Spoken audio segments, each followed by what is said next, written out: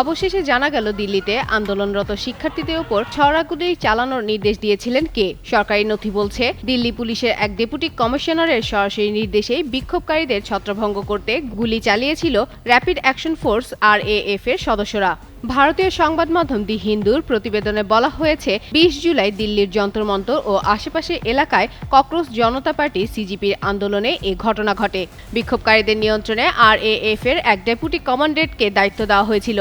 সরকারি নথির অনুযায়ী ডিসিপির নির্দেশে ওই কর্মকর্তা ৫৫ round non electrical cell, ১৫ round electrical cell, ৫টি টিয়ার স্মোক গ্রেনেড এবং ছড়া গুলি ভর্তি ২টি ব্যালিস্টিক কার্তুজ ছোড়েন। নন ইনভার্টার এসির দামে ঘরে আনুন বিদ্যুৎ সাশ্রয়ী ইনভার্টার এসি। এখন ১.৫ ton my one inverter AC মাত্র ৪৮,৯০০ টাকা পাওয়া যাচ্ছে মিনিস্টার শোরুমে। এরই মধ্যে ওই ছড়াগুলিতে গুরুতর আহত হয়েছিলেন কয়েকজন। ১৯ বছর বয়সী সাহিল লোচাবের ডান চোখে ছড়া ঢুকে গুরুতর ক্ষতি হয়েছে। চিকিৎসকরা জানিয়েছেন, তার চোখের দৃষ্টিশক্তি স্থায়ীভাবে হারানোর আশঙ্কা রয়েছে। দিল্লিতে নিরস্ত্র বিক্ষোভকারীদের উপর ছড়াগুলি ব্যবহারের ঘটনা নিয়ে এখন সুপ্রিম কোর্টেও প্রশ্ন উঠেছে।